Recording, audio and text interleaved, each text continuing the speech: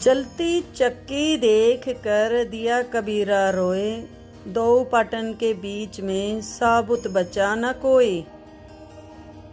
पानी केरा बुदबुदा आसमान उसकी जात, एक दिन छिप जाएगा जो तारा प्रभात। अमर करूँ सतलोक पाठ पठाऊं, ताते बंदी छोड़ कहाऊं।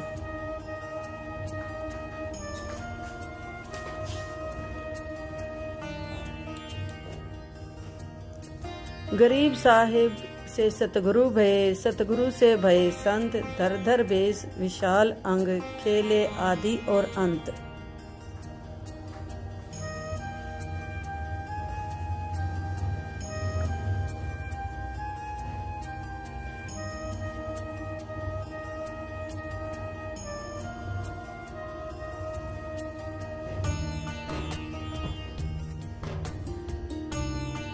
सांस सांस सुमिरन करो, सांस व्यर्थ ना जाए। न जाने कब सांस सांस में अंतिम क्षण आ जाए।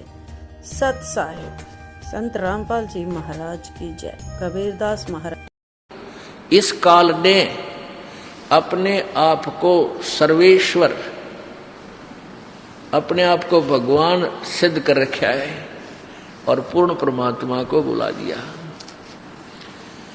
भाई भला मान चाहे बुरा मान, एक ओछी चली चाल तने। सतपुरुष बुला दिया आप जना लिया, कुछ ना सोची काल तने। भला मान चाहे बुरा मान, एक ओछी चली चाल तने। सतपुरुष भुला दिया आप जना लिया, कुछ ना सोची काल तने। वेद पुराण कुरान बनाए, ये ओछा कछ दिया ज्ञान तने। सूक्ष्म वेद का भेद छुपा के गलती करी महान तने। ऋषि मुनि निराकार बतावे और साकार कहे पुराण तने। अपनी महिमा आप गाई, ये जीव कहे भगवान तने।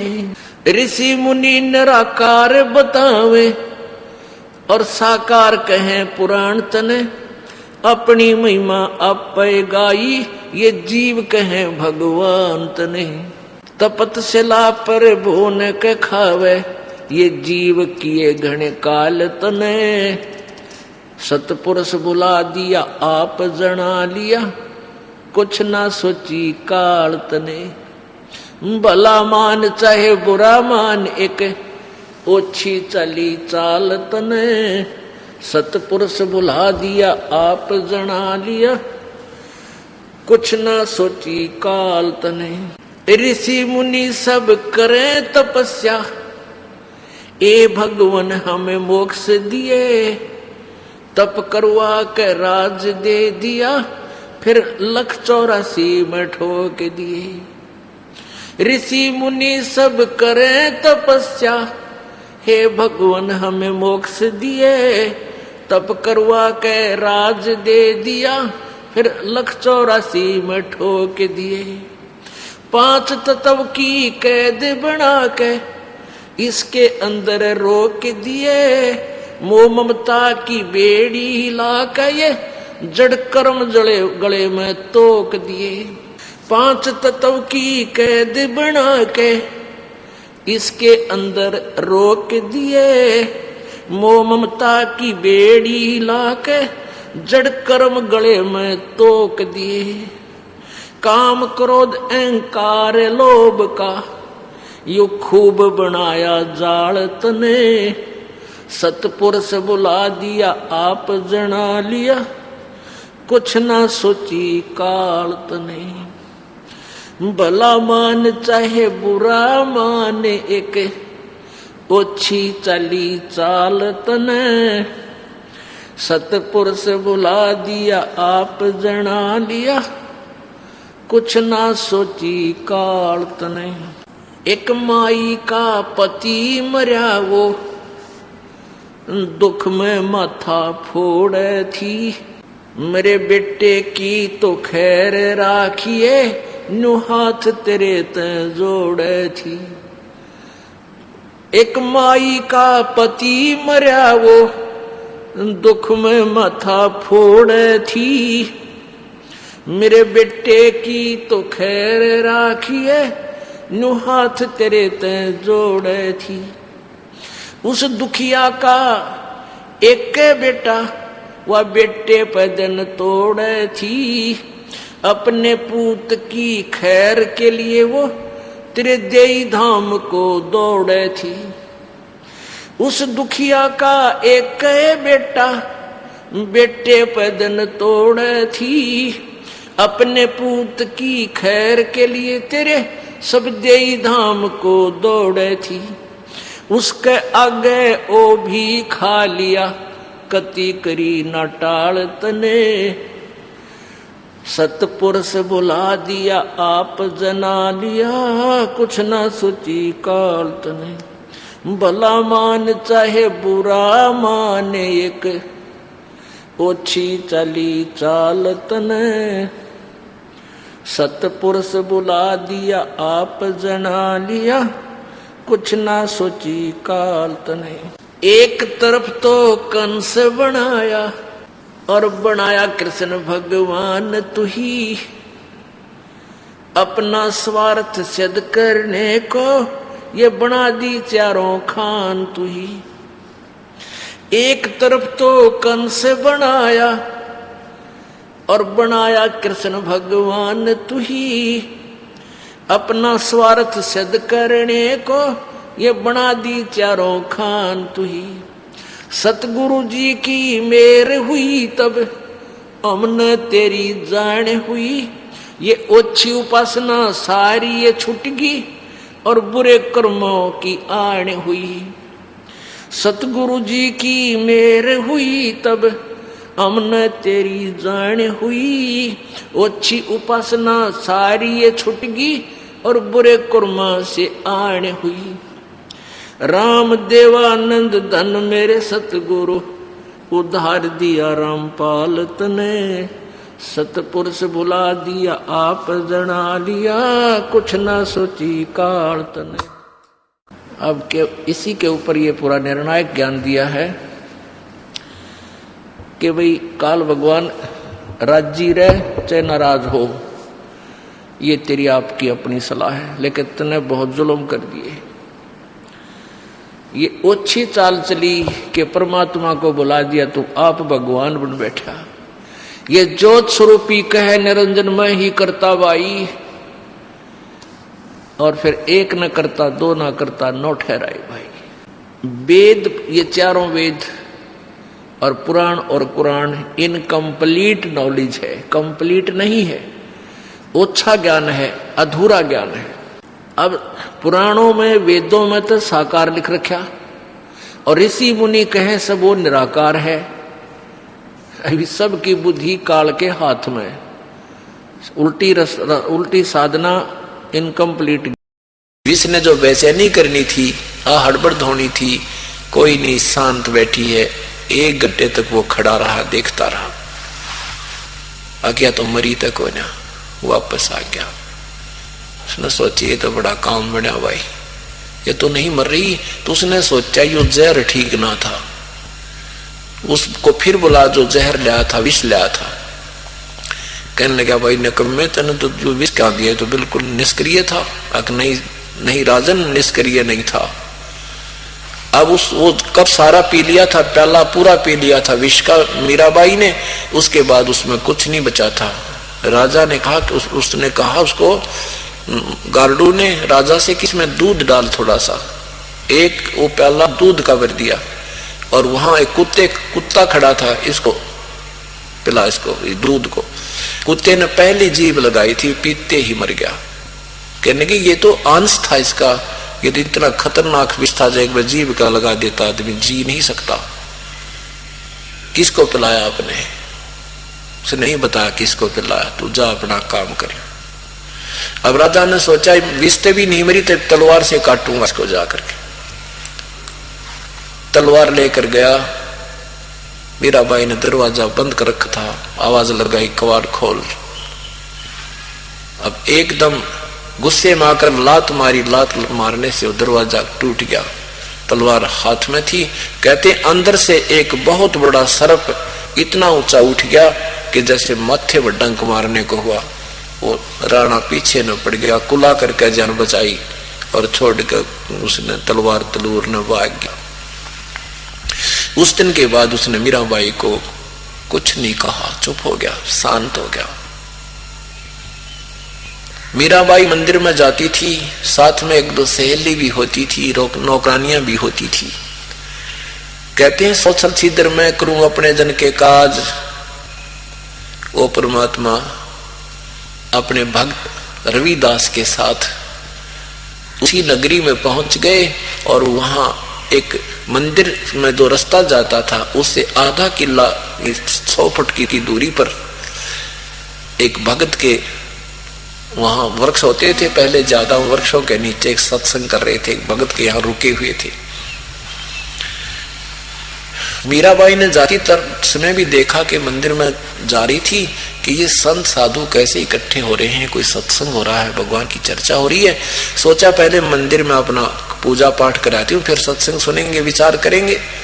अब जो ही वो वापस आए तो परमात्मा ने सत्संग शुरू किया। कबीर परमेश्वर ने सृष्टि रचना के विषय में बताया कि ब्रह्मा विष्णु महेश ये पूर्ण शक्ति नहीं है, ये स्वयं भी नाशवान है और श्री कृष्ण जी भी नाशवान है। ये इनके आश्रित जो भक्त हैं वो पूर्ण नहीं है, वो भक्ति उनकी पूर्ण नहीं है, जन्म मृत्यु उनकी समाप्त नहीं होती। पूर्ण परमात्मा कोई और है। उसकी भक्ति के संदेश लेकर के मैं आया हूं और मेरी शरण में आने के बाद वो साधना करेगा, उसकी जन्म मृत्यु सदा के लिए समाप्त हो जाएगी। मीराबाई ने ये बात सुनी तो उसको अच्छी नहीं लगी। मीराबाई ने प्रश्न किया कि हे प्रभु आप क्या बता रहे महात्मा जी, श्री कृष्ण से भी ऊपर कोई शक्ति है? कहां बेटी, श्री कृष्ण से भी परम शक्ति, वो पूर्ण ब्रह्म है, असंख्य ब्रह्मांड का मालिक है। ब्रह्मा विष्णु महेश नाशवान है, इनकी जन्म मृत्यु होती है। अब मीराबाई ने कहा कि भगवान मेरे सामने तो श्री कृष्ण आकर के प्रकट होते हैं, मैं कैसे मानूं आपकी बात?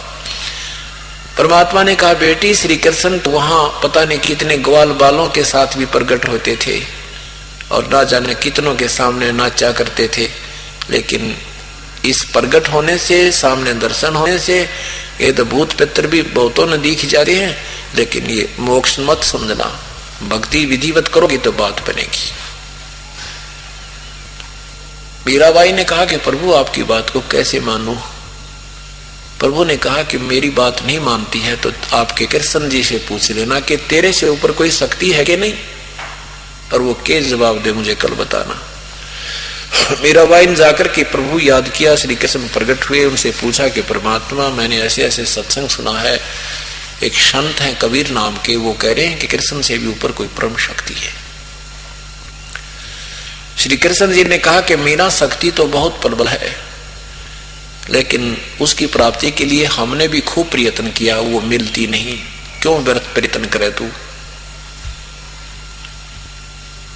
अब मीराबाई को धक्क देसी हुई रहते कि इन भगवान खुद स्वीकार करते हैं कोई शक्ति है, परम शक्ति जो कल्याणकारक है, लेकिन वो मिल नहीं रही। तो फिर इसका इससे सिद्ध है कि वो संत सही कह रहा है। अगले दिन पहुंच गई, चरणों में समर्पण कर दिया, आप मैं आपकी बेटी, आप मेरे भगवान, मुझे नाम दो परमात्मा, हमने तो भगवान चाहिए, यही जन्म के चक्कर में रहना ही है तो फिर फायदा क्या भक्ति का?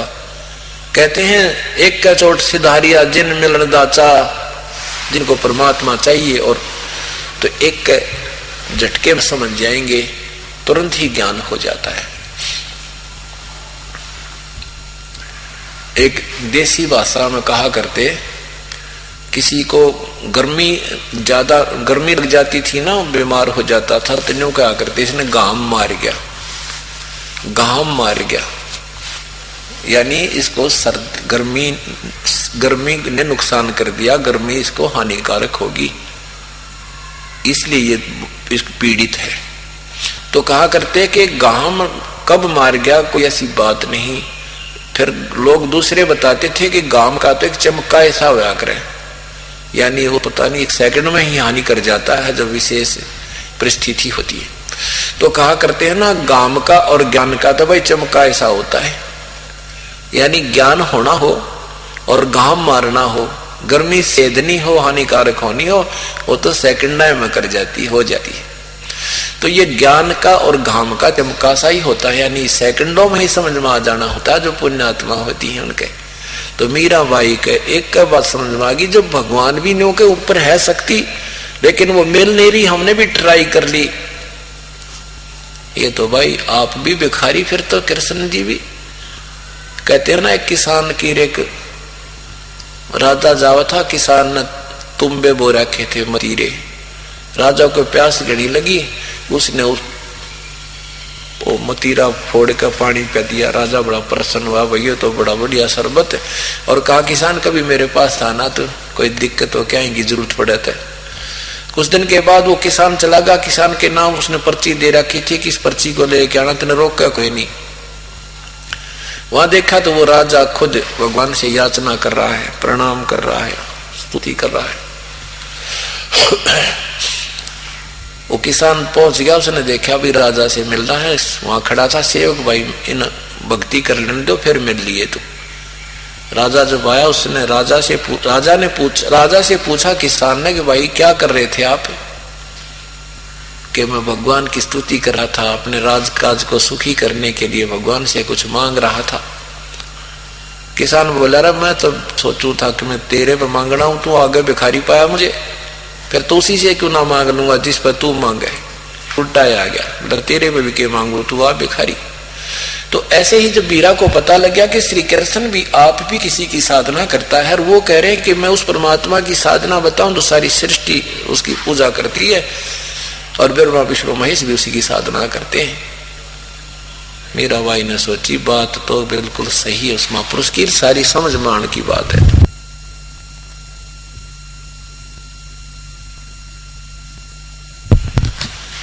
तब मीराबाई ने समर्पण कर दिया परमात्मा को आकर के। प्रभु ने कहा, बेटी उपदेश से बात बनेगी। मीराबाई ने कहा कि प्रभु उपदेश दे दो। अब मीराबाई ठाकुर की लड़की थी, परमात्मा ये देखना चाहता था इस लड़की में आत्म कल्याण के लिए कितना ज्ञान है, कितनी श्रद्धा है। इसलिए परमात्मा ने कहा कि जा मीरा, वो संत बैठे हैं, रविदास जी थे साथ में, उस भगत से नाम ले ले। रविदास जी के पास गई। रविदास जी को परमात्मा ने संकेत कर दिया था कि तेरे पास लड़की आओगी और इसको जो है ना तू नाम देना, और इसको बताना कि मैं चरमकार जाति से हूं, मैं चमार हूं। फिर ये क्या प्रतिक्रिया करती है, इसके अंदर की भावना देखनी है हमने। अब श्री मीराबाई आदरणीय रविदास साहिब जी के पास गई और कहा, प्रभु मुझे उपदेश दे दो। रविदास जी ने कहा कि बहन, आप ठाकुरों की लड़की हो और मेरा नाम रविदास है, मैं चमार जाति से हूं, और दुनिया तो ना जाने क्या क्या कुछ कहेगी, सोच ले तू। और गुरुजी से नाम लेने के बाद फिर मन में जब तेरे कोई दुर्भावना आ गई तो तेरा नाम नहीं रहेगा। फिर लोगों के कहने से तू मन में न्यू आ गई ना, मैंने किसते नाम ले लिया, चमारते नाम ले लिया, और मन में तेरा खोट आ गया, तो बहन ये नाम खत्म हो जाएगा तेरा।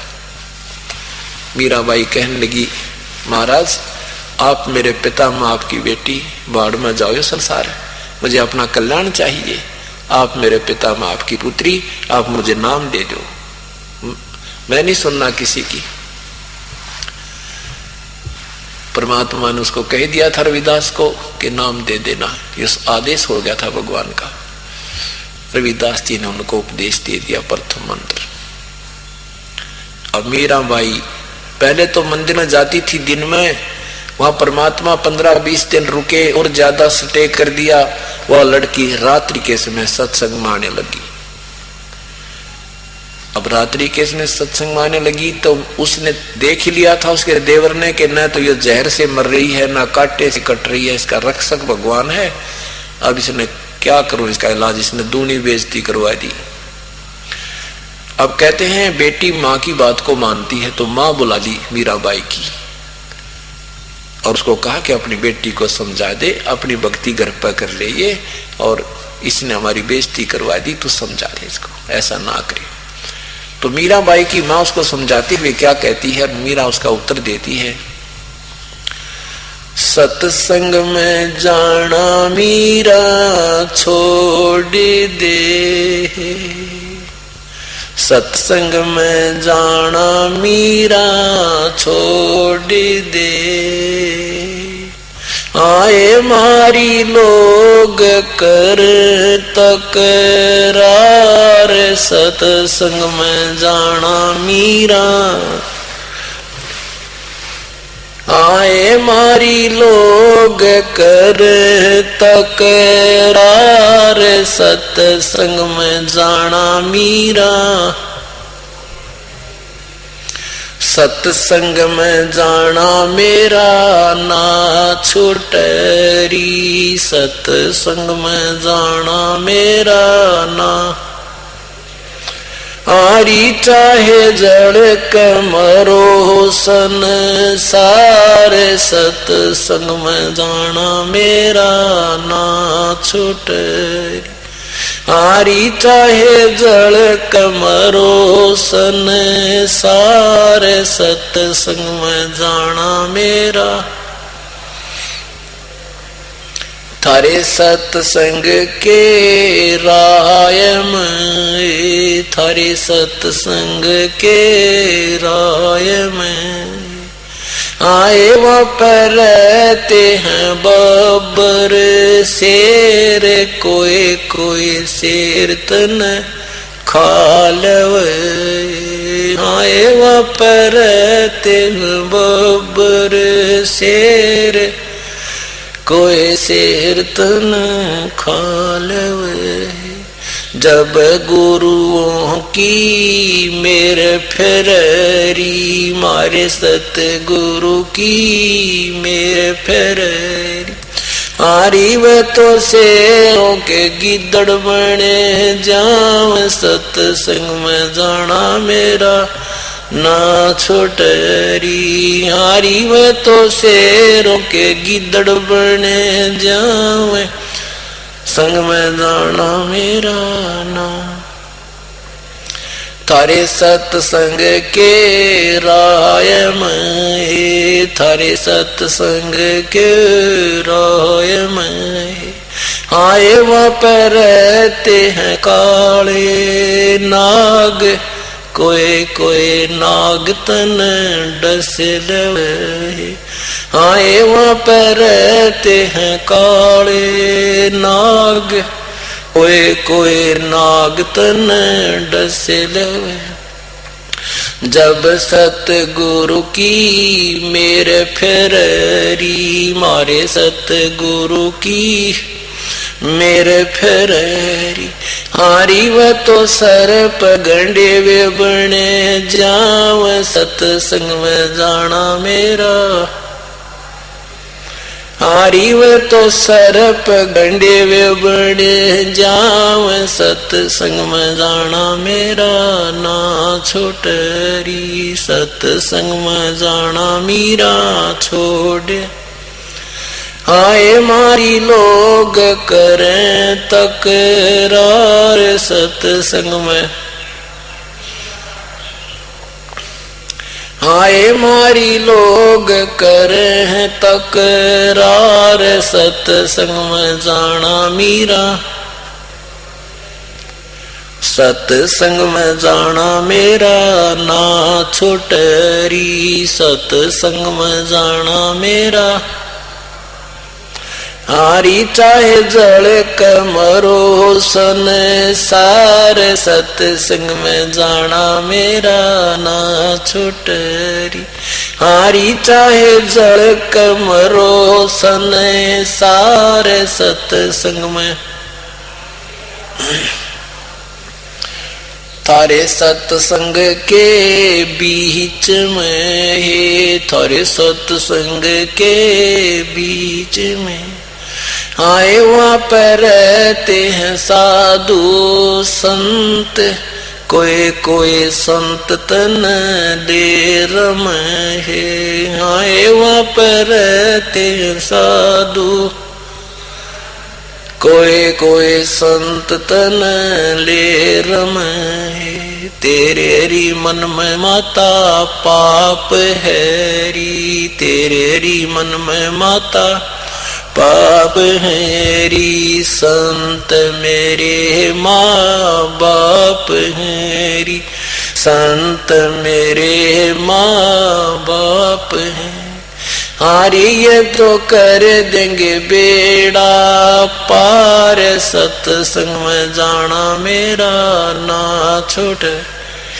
हारी ये तो कर देंगे बेड़ा पार, सत्संग में जाना मेरा ना छूट री, सत्संग में जाना मेरा।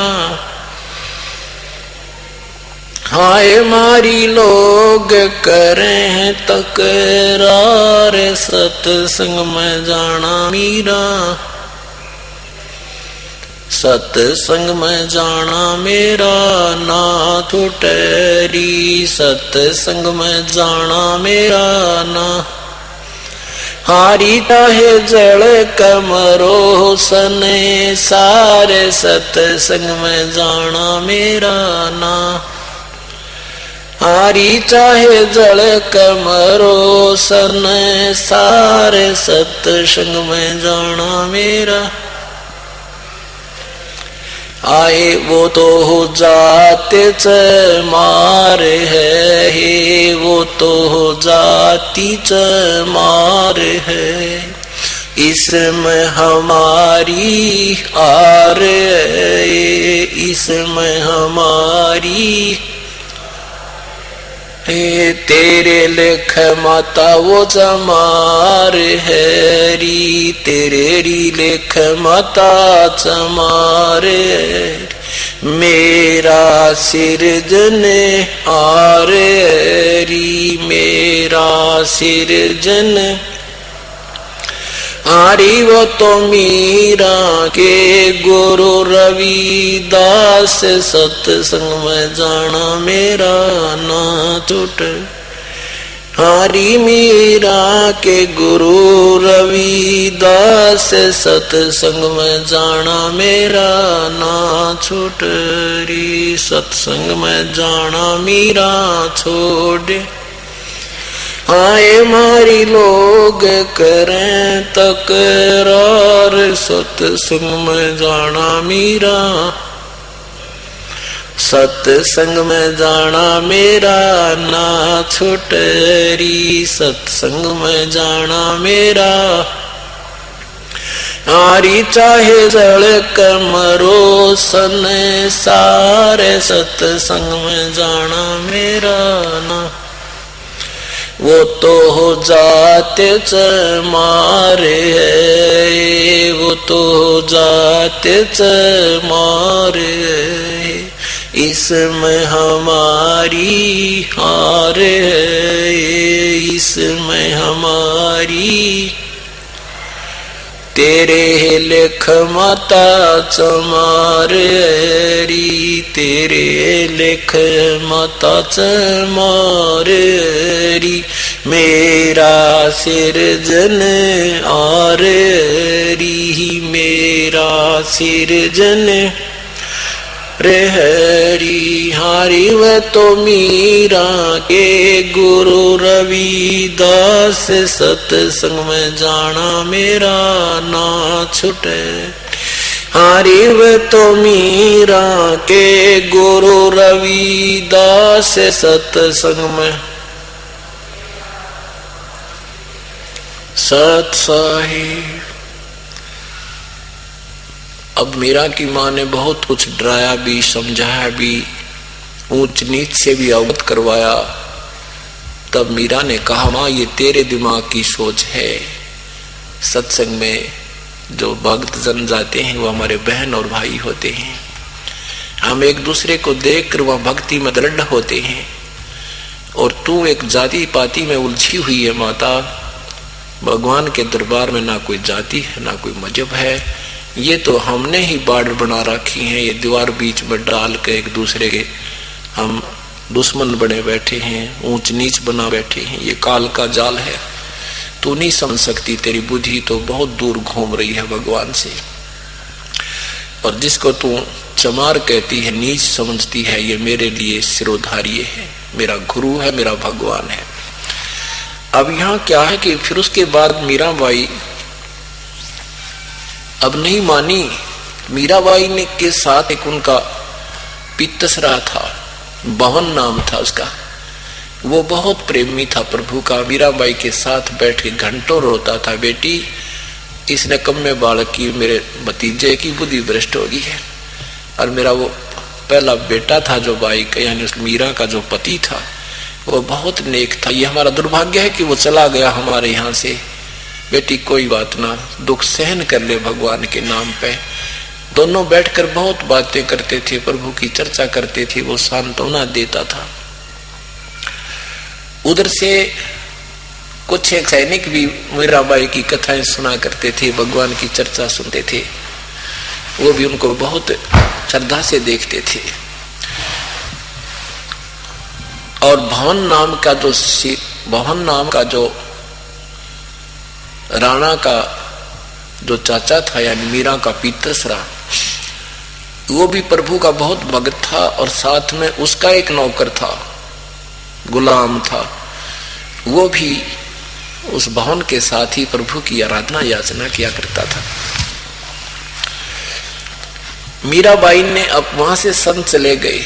मीराबाई ने वहां से घर त्याग दिया कि रोजाना का परेशान करता है, ये मानता नहीं है, चल अपनी भक्ति करेंगे, नाम हमें मिल ही गया है, गुरु जी का उपदेश हो गया, कभी मिलते रहेंगे, वहां उनके दर्शन भी करते रहेंगे। वहां से चल के मीराबाई रास्ते में जा रही थी तो रास्ते में एक संत था नकली, वो गुफा में रहा करता था। और एक दिन में एक बार दर्शन देने निकलता था, उस समय वो स्त्रियों को दर्शन नहीं देता था। मीराबाई वहां गई, संत की चर्चा सुनी, तो वहां क्या देखा कि लोग एकत्रित हो रहे हैं, संत की महिमा बहुत कर रहे हैं। मीराबाई भी बैठ गई वहीं पर जाकर के, मैं संत के दर्शन करूंगी। सेवकों ने उसको नहीं जाने दिया कि स्त्रियों को दर्शन करना मना है, क्योंकि ये पुरुष है, औरतों के दर्शन नहीं करते, औरतों को दर्शन नहीं देते। मीराबाई ने को ज्ञान हो गया था भगवान के वचन सुन के कि पुरुष तो एक ही है, पुरुष माने प्रभु, वो परमात्मा प्रभु तो एक ही है, बाकी प्रभु नहीं है। मीराबाई ने सोची कि मैं पुरुष के लिए निकली हूं और पुरुष यहाँ गुफा में बैठा है, तो कहा भी मैं तो पुरुष के दर्शन करने जाऊंगी, कोई और पुरुष भी पृथ्वी पे है तो करके ही जाऊंगी, नहीं मैं जाऊं को ना। अब मीराबाई का संदेशा दिया कि एक बाई आई है और वो जिद कर रही है गुरुदेव आपके दर्शन करने के लिए, और वो कह रही है कि यदि ये पुरुष है फिर तो इससे बड़ा अवसर कहां मिलेगा मुझे, पुरुष परमात्मा ही तो चाहिए।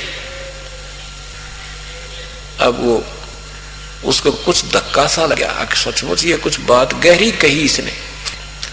और ये फिर संत कहा, जब औरतों से डरता है तो इसमें विवेक नहीं है। ये दोनों बात जब उनके शिष्यों ने जाकर कही तो संत बाहर निकल आया। तब उस मीराबाई ने वो ज्ञान सुन रखा था भगवान का, जब सुना क्यों डरे ढोरा नादान, अगले जन्म में सरब बन जाएगा, अपना ना बम्बई में रहा करेगा, परमात्मा की वास्तविक भक्ति तेरे पास नहीं है, और जाके काशी में उपदेश ले ले परम पिता थे। तब मीराबाई से कहा, मीराबाई तने मेरी आंख खोल दी बहन बेटी, मैं तो बहुत गलत काम कर रहा था। अब समझदार व्यक्ति पुण्यात्मा होती है, परमात्मा उन बच्चों को किसी न किसी के माध्यम से जोत जगा ही देता है। उस संत ने भी अपने शिष्यों से भी कह दिया भी आना होता है जो मेरे साथ में, मैं तो कति ड्रामा कर रहा था। मीराबाई के ज्ञान को सुनकर परमात्मा से प्राप्त जो ज्ञान उसके पास था। अब मीराबाई उस नगर को त्याग कर वृंदावन में रहने लगी। उधर से उस राजा के राज्य में दुर्भिक्ष गिरने लगी, अकाल मृत्यु होने लगी, हाहाकार माच की। पहले ऐसी कोई दिक्कतें आती थी तो ये संतों से, ऋषियों से या कोई पत्रे पुत्रे देखने वालों से पूछा करते हुए क्या कारण हो गया, मेरे राज्य में ऐसा क्यों हानि हो रही है। तो उन्होंने बताया, एक ने, दो ने, चार ने, 10 ने, कि आपके राज्य से कोई संत दुखी होकर चला गया, उसको तूने परेशान कर दिया। अब राणा कहता है कि मैंने ऐसा कोई संत परेशान नहीं किया। भवन ने कहा कि क्यों नहीं किया आपने मीराबाई के साथ जो जुल्म किए हैं वो भगवान सहन नहीं कर सका, तेरे जुल्मों से दुखी होकर के वो गई है। तो उन्होंने ये भी बताया था, भविष्य उन जंतर मंत्र देखने वालों ने, पामिष्टों ने और बताने वालों ने, कारण बताने वालों ने, कि वही संत वापस आए तो तेरा राज ठीक रहे, नहीं तो ये जुल्म होता ही रहेगा। अब उसने, राणा ने कहा भी कौन ला सकता है फिर मीरा को वापस। 2 सैनिक खड़े हुए, 2 सेवक सैनिक खड़े हुए कि हम ला सकते हैं, हमारी बात को बहन नहीं मोड़ेगी, हम उनसे खूब परिचित हैं, हमारी घंटों चर्चा होती थी। अब राजमाभिमान बहुत होता है, बकवाद भरी होती है कोरी उनमें। तो राजा ने जब वो चलने लगे कि कहा कि अगर वो नहीं आई तो तुम क्या करोगे, तुम्हें इतना विश्वास है? हाँ जी विश्वास है, अगर वो नहीं आएगी तो हम भी वापस नहीं आएंगे, वहीं जान दे देंगे। अगर वो हमें मिल गई तो हम वापस नहीं आएंगे, लेकर ही आएंगे, खाली नहीं आएंगे। अब वो दोनों ढूंढते ढूंढते वृंदावन पहुंच गए। मीराबाई से बहुत प्रार्थना, उससे पहले परमात्मा पूर्ण ब्रह्म कबीर साहब मीराबाई के पास गए। मीराबाई से कहा, बेटी वो जो नाम रविदास से तूने लिया है वो पूर्ण नहीं है, अब मंत्र मैं दूंगा आपको, सतनाम, ये सतनाम प्राप्त कर तू। तो मीराबाई को परमात्मा ने नाम दिया, फिर उसकी विधि बताई, फिर डट के भक्ति की। अब उसके बाद फिर वो दोनों वहां पहुंच जाते हैं सैनिक। उन सिपाहियों ने जाकर कहा, बहन आप चलो, वहां बहुत बुरा हाल हो गया है, राजा अपनी गलती क्षमा याचना कर रहा है, कभी कुछ नहीं कहेगा तुझे। मीराबाई बोली, भाई मैं तुम्हारे से ज्यादा जानती हूँ उस निकम्मे ने, अब मैं वापस नहीं जा सकती। अब उन्होंने कहा, बहन हम ये कहकर आए हैं कि हम नहीं आए, वो नहीं आएगी तो हम भी नहीं आएंगे, हमारे बाल बच्चों की तरफ देख ले तू। मीराबाई बोली, अगर मैं मर जाती और तुमने ना यहाँ मिलती तो फिर क्या करते, कि वो तुम्हारी मजबूरी थी, फिर तो हम कह देते वो मर गई। बोली, भाई चल तुमने कह दियो जाकर। वहीं खड़ी हुई, एक तारा ले रखा था, भगवान के गुण गाती गाती, सिमरन करती करती, और उस भगवान श्री कृष्ण की एक मूर्ति थी पत्थर की, उसके अंदर समा गई। उनके आंखों देखते देखते उस पत्थर की मूर्ति के अंदर समावेश कर गई। अब वो दोनों देखते रह गए। कहा आकाशवाणी में, जाओ भाई कह दियो वो मर गई। अब वो दोनों वापस आ गए। वापस आए तो उधर से वो उसका चाचा, जो राणा का चाचा भवन, और उधर से वो राजा उसका भतीजा, वो घोड़े को लेकर, घोड़ों पर सवार होकर के कहीं जाने की तैयारी कर रहे थे, दूसरे देश नगर में या कैसे भी कोई शिकार से कोई खेलने जाया करते, शिकार भी खेलने जाते थे। तो कुछ दिन पहले वो महामंत्री था, ये क्या नाम है, भवन जो है इसका महामंत्री था, किसका, राणा का, क्योंकि अपना कॉन्फिडेंस चाचा उसने महामंत्री रखा था। और एक बार वो राणा के साथ भवन उनका महामंत्री, तो उसने गर्भवती मृगणी को काट दिया था। गर्भवती मृगणी उसकी तलवार से शिकार कर दी थी, और वो तड़प तड़प का माँ बेटा दोनों मर गए थे। उस दिन के बाद वो मीराबाई से आकर उसने बताया कि बेटी आज मेरे से ये गलती होगी। मीराबाई ने कहा, चाचा तने जुल्म कर दिया, आप भक्त नहीं बन सकते, आप भक्ति नहीं कर सकते, ऐसे नरसंहार करते हो, आपके बच्चे ने, आपकी पत्नी ने कोई काटे गर्भवती को, कैसा दुख हो। उसके बाद वो भवन भगत बन गया था और मीराबाई का हर संकेत समझने लग गया था। और मीराबाई ने उसको भी कबीर परमात्मा से वहां उपदेश दिला दिया था, तो वहां वो भक्ति कर रहा था। उसके बाद उसने क्या किया कि राजा के साथ नहीं जाऊंगा तो ये नाराज होगा, तो भवन ने अपनी तलवार काठ की बनवा के और म्यान में फिट कर ली थी कि आगे से मान ले इसके साथ जाना भी पड़ जाएगा तो कोई शिकार करना भी पड़ गया तो उसने लकड़ी की मार मूर दूंगा और बेहोश हो जाएगी, नौराजी हो जाएगा, शिकार खेल लिया और हिंसा ना होगी, फिर ठीक हो जाएगी। ये मैं ना किसी को मार दूं, बेशक मुझे ही शेर खा जावे, इस दृष्टिकोण से काठ की तलवार डाल ली। एक दिन उनके दूसरे मंत्रियों को पता लग गया कि भवन तो काठ की तलवार रखता है, लकड़ी की। अब उन चुगलखोर व्यक्तियों ने राजा से कहा, राजा ये आपका चाचा आपका दुश्मन है, ये तो लकड़ी की तलवार रखता है, आपको कभी मरवा देगा वहां पर। अब राजा को विश्वास नहीं हो रहा, भी नो सीधा कहूं कैसे अपने चाचा को, और भाई निकाल तेरी तलवार चेक करूंगा, कभी नहीं करी थी चेक उसने, अविश्वास नहीं किया था। फिर उन कईयों ने कहा, एक ने कहा, दो ने कहा, चार ने कहा, तो चक्कर दिमाग घूम गया राणा का। उसने कहा भाई ठीक है, आदेश दे दिया कि सभी मंत्री महामंत्री अपने अपने हथियार लेकर के लाइन में खड़े हो जाओ, सब किया चेकिंग करूंगा। अगले दिन उन्होंने आदेश दे दिया। अब हो गए खड़े सारे, भवन भी खड़ा हो गया, सबकी तलवार देखता हुआ आ रहा है, सबकी तलवार देखता हुआ आ रहा है। अब जो ही भवन ने सोची आते है नौकरी गई, अरियो ने कमा के रखे सजा दे देगा। राजा का दिमाग बहुत खराब होता था, लेकर के याद अपने परम पिता को, और ऐसे वह तलवार निकाल दी, ले जो देखी होगी देख ले, ये है मेरे। जो ही तलवार निकाल ली तो इतनी स्टेनलेस स्टील की होगी जो कर बिजली चमक्या करे, इतनी चमक हुई इसकी तलवार में, और काट की नहीं रही। बोलो सतगुरुदेव की जय। अब सारा सभा स्तब्ध रहेगी कि लकड़ी की हमने 2 मिनट पहले देखी इसकी खोल के, और ये कैसे स्टील की बनी। ऐसे भी चमत्कार उस भवन को हो चुके थे, पूरा दृढ़ विश्वास हो गया। उसके बाद मैं भगवान न पड़ा है तो अब उधर से वो सैनिक आए। उस दिन जिस दिन मीराबाई से वो मिलकर वापस आए, मीराबाई संसार में नहीं रही। उस दिन भी वो घोड़े तैयार करके दोनों के दोनों, राजा का घोड़ा भी महामंत्री का घोड़ा भी, एक गुलाम पकड़े खड़ा था। और भवन जो अपनी सारी तलवार पूरी डाल के तैयार खड़ा था शिकार जाने के लिए, बाहर जाने के लिए। तो राजा ने सोचा मैं 2 मिनट कार्य, अपना दफ्तर का कोई कार्य करके चलता हूं। इतने में जो ही वो बैठा ही था, वो दोनों सैनिकों ने प्रवेश किया सभा में। राणा ने पूछा कि लाए नहीं तुम मीराबाई को? कह रहे थे हम लेकर आएंगे। सैनिकों ने कहा कि राजन वो संसार में नहीं रही, अगर संसार में रहती तो हम लेकर आते हैं। राणा बोला क्या हो गया उसको, मर गई वो?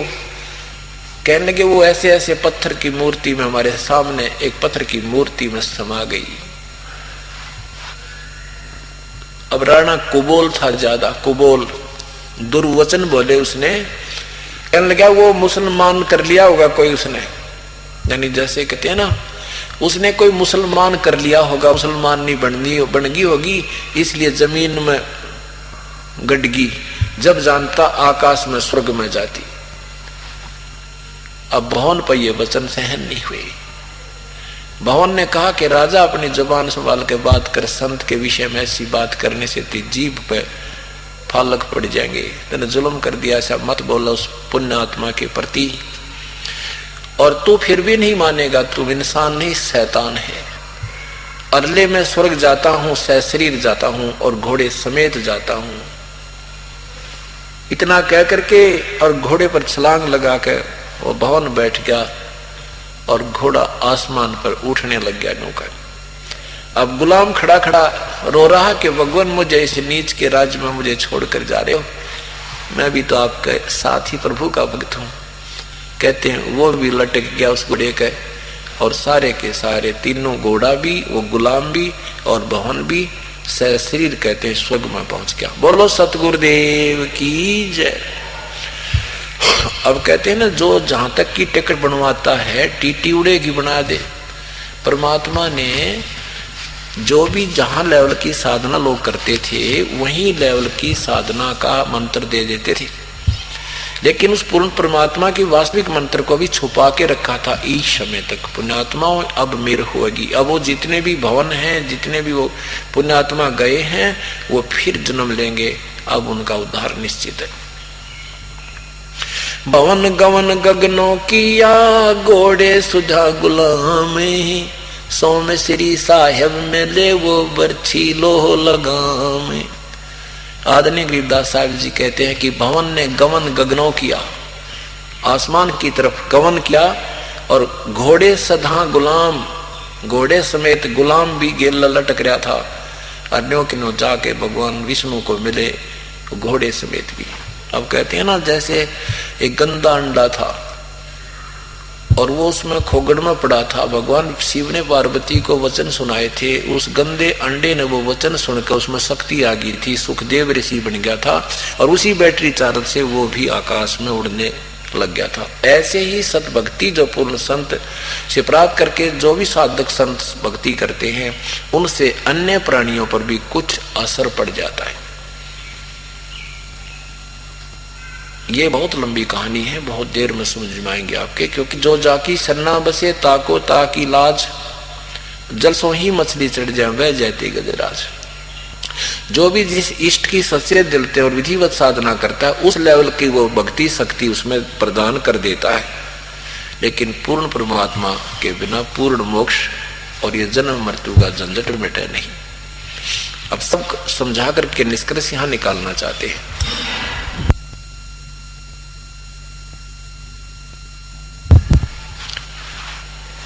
अब क्या बताते हैं, मन तू पावेगा अपना किया रे, भोगेगा अपना किया रे। जैसे तू कर्म करेगा वो भोगेगा, और पूर्ण परमात्मा की शरण में आने के बाद पापों का भोग नहीं होगा। अब ये सारा विचार सत्संग वो बहन उसको सुना रही है जिसका पुत्र बिगड़ गया था, जो विधवा भी हो रही थी। उस लड़की को यह बात समझ में आ गई और वो अपने उस बहन के साथ सत्संग में जाने लग गई। सत्संग में जाने के बाद फिर परमात्मा के वचन महिमा सुन करके वो ओतप्रोत हो जाती है। उपदेश ले लिया, उपदेश लेने के बाद फिर प्रतिदिन प्रार्थना करती थी अपने भगवान गुरुदेव से कि हे गुरुदेव, हे भगवान, हे मालिक, एक ही पुत्र है, छोटा सा पाला था, पिता की मृत्यु हो गई थी इसके की, और ये 5 वर्ष का था। आशा की थी कि बड़ा होगा, इसको पाल पोस कर शादी करूंगी, मेरा जीवन सफल हो जाएगा। हे भगवान, ये बेटे की ममता मेरे तो छूटती नहीं, इसको अपने चरणों में लो मेरे मालिक। परमात्मा गुरुदेव कहते थे, बेटी आप भक्ति करते रहो, कदे तो दीन दयाल का भनक पड़ेगी कान, कभी तो सुनेंगे तेरी। एक दिन उस बहन ने क्या किया, अपने गुरु बहन भाइयों के सामने प्रार्थना की कि मुझे भी एक दिन एक समय का भोजन देने का अवसर दे दो। पूरे दिन का तो नहीं दे सकती, मैं बहुत गरीब हूं, एक शाम का भोजन मुझे दे दो। अब किसी ने नहीं दिया, कहने की बहन मुश्किल से 1 महीने में नंबर आवा है और हम नहीं दे सकते, हमारी मजबूरी है। भगवान गुरुदेव से नंबर लवा लो, फिर आपका नंबर आवा जब दे देना। वो इतनी प्रेरणा प्रेरित होगी कि आज जब बात बन जाए, भगवान कद कद बात पड़े, काल करे सो आज करे, आज करे सो अब। परमात्मा सुनाते हैं रोज के पल में प्रलय हो जाएगी, फिर कराएंगे कब। इस दृष्टिकोण से बहुत उत्सुक होगी। परमात्मा सब खेल करते हैं। करे करा वसाइया मन में लहर उठा, दादू सिर दर्जीव कयू आप बगल हो जा। जब उसने ज्यादा ही प्रार्थना की, आंखों में आंसू भर आई। उसी बहन ने जिसने उसको नाम दिलवाया था, उसी ने कहा कि आप शाम का भोजन, आज कल मेरा समय है, कल तू शाम का भोजन ले ले, करवा दे महाराज जी को। अच्छा भी बड़ा भला हो तेरा, बड़ा भला हो तेरा, तेने मेरी आज कति आत्मा खुश कर दी। अब उस लड़की ने शाम के समय बड़ा भोजन बनाया, खीर बनाई, हलवा बनाया, रोटी बनाने लगी। उसी समय बुखार हो गया। भयंकर बुखार हो गया कि 10 कदम चल नहीं सकती, इतनी विवश हो गई। उसने सोचा अपने बेटे को कह दूंगी, आएगा जब, और वो महाराज जी का भोजन दिया होगा। पर विश्वास था कि शायद मना भी कर सकता है, वो अनाड़ी बहुत हो गया है। उधर से उस लड़के ने, वो लड़का चोरी करने लग गया था निकम्मे बच्चों के संग हो गए। और वो क्योंकि रोजाना शराब पीना, नशीली वस्तुओं का सेवन करने के लिए पैसा कहां से आया, उन्होंने चोरी करने लग गए। उसके साथियों ने और उसने उसी रात्रि में एक स्कीम बना रखी थी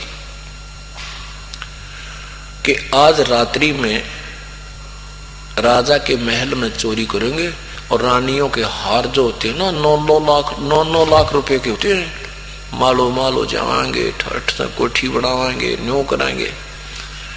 अपने मियाँ मिठू लड्डू बना रहे थे वह।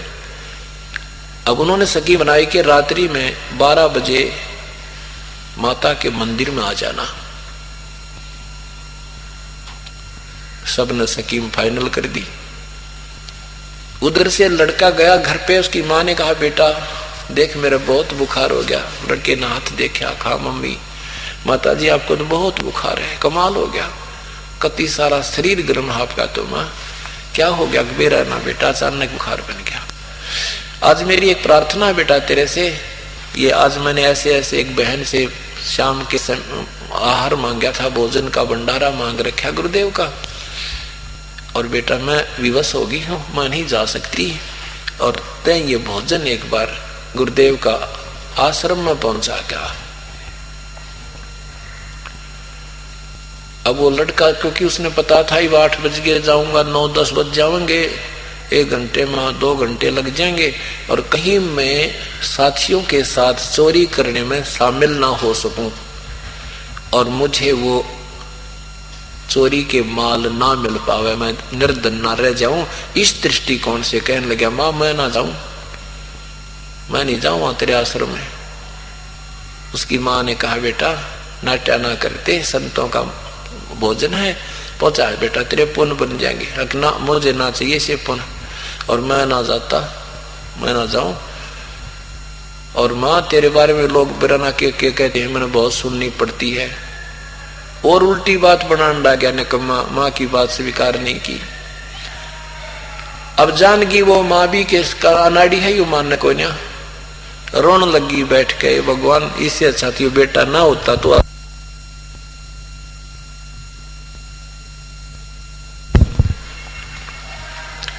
बहुत बुरी तरह रोने लगी। ने बोली रे तुझे जिंदगी में काम नहीं कहूंगी बेटी, बेटा आज के बाद तू मेरा एक काम यू आज कर दे, एक बार यू भोजन पहुंचा दे, नहीं मैं कितना जोगी नहीं रहूंगी, और आगे से मुझे ये समय नहीं मिलेगा भगवान की सेवा का। अब माँ को बुरी तरह रोते देख करके उसके मन में सोची माँ इतनी दुखी हो रही है, जल्दी जाऊंगा जल्दी आ जाऊंगा, अभी तो 4 घंटे पड़े हैं, ये दिक्कत है। कहने लगा माँ रो मत, ला दे मुझे तेरा वो आहार दे। माँ ने दुखी सुखी हो गया, फटाफट डाल के उसको दे दिया, और वो फुल स्पीड से फटाफट गया, शीघ्रता से वहां पहुंचा। जाते पूछा गुरुजी कहाँ हैं? भक्तों ने कहा भाई भोजन स्नान करने गए हैं, गुरुदेव अभी आ जाते हैं, स्नान करके फिर खाना खाएंगे, गर्मियों के दिन थे। अब भक्तों ने सोचा भाई वो लड़की रामो नाम था उस बहन का, कि ये रामो रोज प्रार्थना किया करती भगवान से, आज तो उसका बेटा आएगा भोजन देने के लिए, बड़ी सुनी मालिक ने। तो भक्तों ने जाके बताई परमात्मा आज तो आपने मेहर कर दी, वह रोज रोया करती बहन उसका बेटा आज शरण में आ गया, आपका भोजन लाया है। गुरुजी बोले भाई बहुत अच्छा हो गया, बेटी बहुत रोती थी, सुन ली भगवान ने उसकी। अब महाराज जी आगे, लड़का भी आ गया, ले महाराज जी भोजन खा लो। संत ने सोचा लड़का आया है, इसको थोड़ी बहुत ज्ञान समझा दूं, फिर खाना खा लूंगा, हो सके इसकी बात बुद्धि में आ जाए और नाम ले ले, लड़की खुशी हो जाएगी, सुख हो जाएगा उसको। महाराज जी लागे उसको सत्संग सुनाने, बेटा भक्ति करनी चाहिए, परमात्मा के नाम बिना ये जीवन व्यर्थ हो जाता है, मनुष्य जीवन बार बार नहीं मिलता, तेरी माँ देख कितनी अच्छी है, कितनी सेवा करती है, आप भी इसके साथ आ जाओ तो उसकी आत्मा प्रसन्न हो जाएगी, तेरे घर में सुखी रहेगा, तू आगे भी सदा परमात्मा तेरे साथ रहेगा। तो उसने तो वो रात के 12 बजे दिखे ने बोला महाराज जी जल्दी खा खाना, मुझे लेक्चरों की जरूरत नहीं तेरे की। अब वो गुरुजी ने सोचा भाई लड़की ठीक है, दुखी हो रही, निकम्मे तो बहुत ही निकम्मा बालक है, बोलना भी ना आता। महात्मा ने बड़ा भोजन खा लिया, ऐसे ही वो जूठे बर्तन ठा गया, फटाफट डांक ठोक दी उसने तो। बल्कि गुरुजी कह रहे हैं भाई इसको साफ कर देते हैं, अगर नहीं हो जाएगा साफ मेरी माँ आप कर देगी। उसने सोची तो देर हो गया कि 1 मिनट तेरी जाने लग रही है, बहुत जोर से भाग लिया, रास्ते में उसके पैर में कांटा लग गया और लग के इतनी लंबा कांटा अंदर ही टूट गया। एक पैर में लंग करता हुआ पहुंच गया घर पे और जाके वो बर्तन पटक कर मारे और कहने लगा आज गया था माते सत्संग में, आज मेरे पैर में कांटा लग गया, तू तो कहती वहां जाने वालों को सुख होता है, सबके दुख दूर होते हैं, और मैं तो आज के बाद मुंह भी करके ना सोऊं तेरे सत्संग का ना, और ना तो न जाने दूं आज के बाद, तुझे भी नहीं जाने दूंगा माँ। ऐसे निकम्मे आश्रम में जाकर मेरे पैर में कांटा लग गया और उसका दुख नहीं हो रहा, तेरी सारी उम्मीदों में पानी फिर गया, तू जा नहीं सकता चोरी करने, और वो बात बिगड़ गई, तेरा हिस्सा रह गया, कंगाल बनेगा तू। उस दृष्टिकोण से ऊट पटांग कह रहा है। अब वो माई रो रही है, वो बहन, ये भगवान देख किसी मंद भाग है मेरे, आज तक ये गया था, ये भगवान क्या आज ही इसको कांटा लगना था। ये तो ऐसा निकम्मा बालक है, ना मुझे जाने देना, आप जावे दे, कैसे पाप है मेरे, आगे से आगे उलट ही होता जा रहा है। उठी बेचारी बुखार से, जो जैसे भी थी अपने बेटे को फर्स्ट एड करी, जो सामने गांव में होया करत गांव होती थी, कोई ऐसे ही तेल पानी का फोवा करके बांध दिया और कहा बेटा सुबेरे ना तेरे कांटा निकलवा देंगी। ये तो बेटा लगना ही होता है, लग गया होगा, कोई ना सुने वो तो कोई बात नहीं। रात्रि के समय उनके दोस्तों ने क्या किया, 12 बजे तक इंतजार की, जो जितने आने थे वो आ गए और जाके चोरी करने के लिए राजा के महल की तरफ प्रस्थान कर दिया। अब चोरी करने का प्रयत्न करने लगे तो सैनिकों ने पकड़ दिया।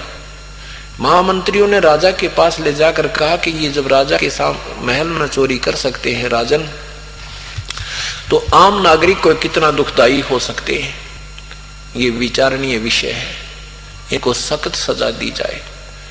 राजा ने कहा कि इनको आज शाम को 4 बजे सूली तोड़ दो, सूली चढ़ा दो, जैसे आज सुबह आपको बताया था पहले सूली कैसे भयंकर मौत से मारे जाते थे। और उससे पहले क्या करते थे कि गांव में घुमाते थे पूरे नगर में, उनके गले में पट्टी डाल देते थे, एक पोस्टर लगा देते थे और लिख देते थे कि ये चोरी करते हुए राजा के महल में चढ़ते हुए चोरी करते हुए पकड़े गए हैं, इनको आज शाम के समय 4 बजे सूली तोड़ा जाएगा।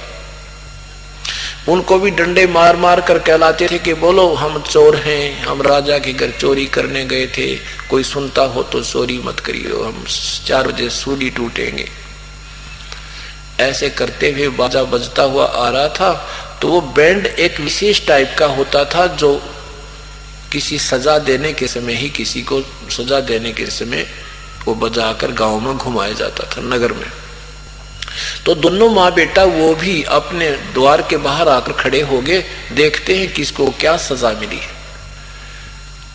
अब ज्यों ही वो मुर्जिम वहां से आए, वो अपराधी, उस लड़के ने पहचान लिए तो अपने बेली हैं, और वो जान गया तो बात बिगड़ गई थी भाई।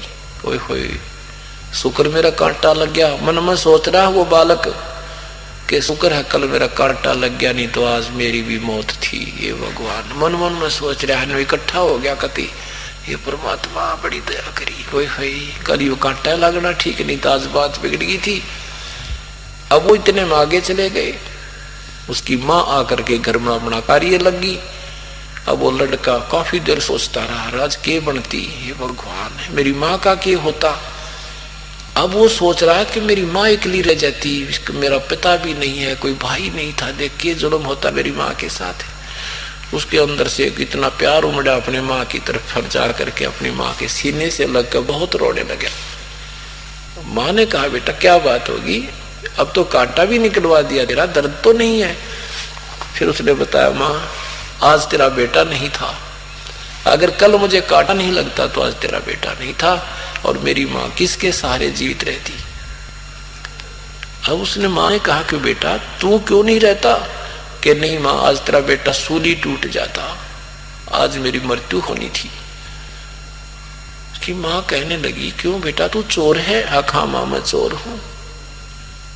अब माँ को नहीं पता था, माँ ने बोली रे मुझे नहीं मालूम था, तो इतना भी गिर गया, चोरी भी कर रहा है तू? हक माँ मैं सब दुष्कर्म कर रहा था, अगर आज मेरी आंखें खोल दी आपके भगवान ने, गुरुदेव ने, अगर कल मुझे कांटा नहीं लगा आज माँ तेरा बेटा नहीं था संसार में। तब वह माँ भी रोने लगी और चल बेटा भगवान के चरणों में नाम ले ले।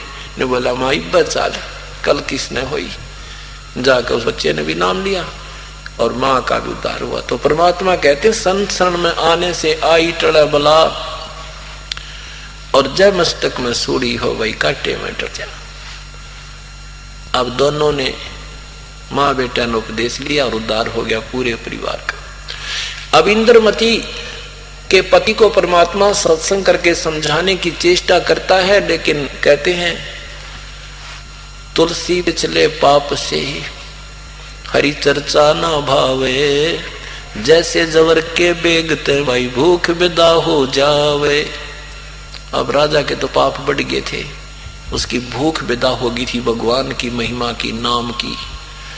राजा नहीं मान रहा है और कहता है मेरे को आगे से कहना भी मत ऋषि जी, और मैं तेरी शिष्या को आपकी चेली ने कभी नहीं नाटता, कितना दान करे कितना पुण्य करे, और ना मेरे मन में कभी नहीं आती क्यों खर्चा कर रही है, सारे भंडार ने लगा दे तेरे नाम पर मैं नहीं नाम ले सकता। परमात्मा ने कहा भाई महफिलों में आप जाते हो, वहां जूस पी लो, काजू खाओ, किशमिश खा लो, ये अड़ंगा ये शराब क्यों पीते हो, ये मत पियो, उस नाम जपो। बस वो कहने लगा जी मैं नहीं सुनना चाहता। कहते हैं ना पिछले पाप तो हरी चर्चा ना बावे, और जैसे जबर के बेग तो या भूख विदा हो जावे। बीमार आदमी को जैसे मनुखा दाख भी कड़वी लगती है, सेब संतरे भी कड़वे लगते हैं, जिसको बुखार हो जाता है, और जो ही वो उतर जाता है बुखार तो धीरे धीरे भूख भी बढ़ जाती है। लेकिन उसने तो कैप्सूल सर्व को न करे, एक भी तो ना खाई, सुनना ही बंद कर दिया कि मेरे आगे मत लाना ये जिक्र। परमात्मा बोले बेटी बता के करूं मैं इस नाड़ी का, अपनी भक्ति कर, पीछा छुटवा कौन किसका, 2 दिन के संबंध है तुम्हारे, तू कहीं जाएगी मृत्यु के बाद, ये कहीं गदरा बनेगा, तू अपनी मोक्ष करा। अब रानी ठीक अभी ना मानता है, क्या करें। अब वो बुढ़िया होगी 80 साल की, 80 वर्षीय वृद्धा होगी वो इंद्रमती। कहाँ 40 साल की उम्र में मृत्यु हो जानी थी, अब 80-82 साल की होगी। तब परमात्मा ने कहा कि बोल बेटी चल लगी सतलोक, कि अभी कोई पोता पुता और तेरा ब्याह रह रहा है। ने बोली भगवान अब तो मैंने ले चलो, वो पोते भी ब्याह लिए, सारा कुछ हो लिया, अब आपकी बिटिया के मन में यहाँ की कोई इच्छा नहीं है। परमात्मा कहने लगी ठीक है आप परसों तैयार रही हो। परसों आया, परमात्मा आए, केवल रानी को दिखाई दे रहे हैं और कहा चल बेटी चलेंगे, चलो जी। अब ये कवर यहाँ छोड़ दिया, वो अंदर जो शरीर परिपक्व हो गया था भक्ति से, वो साथ परमात्मा के चला गया। अब कहते आए हैं सो जाएंगे राजा रंक फकीर, एक सिंहासन चढ़ के जा एक बांधे जा जंजीर। मृत्यु सबकी होगी, पर इस मृत्यु में बहुत अंतर होगा। एक तो भक्तिहीन प्राणी को यम के दूत पकड़ के ले जाएंगे और कूटते जाएंगे, यहीं से 10 अपराधी को पिटा करते हैं, और एक भक्ति के धनी को, भक्ति सत भक्ति करके जो कमाई करता है, उस धनी को परमात्मा विमान में बैठा करके ले जाएगा।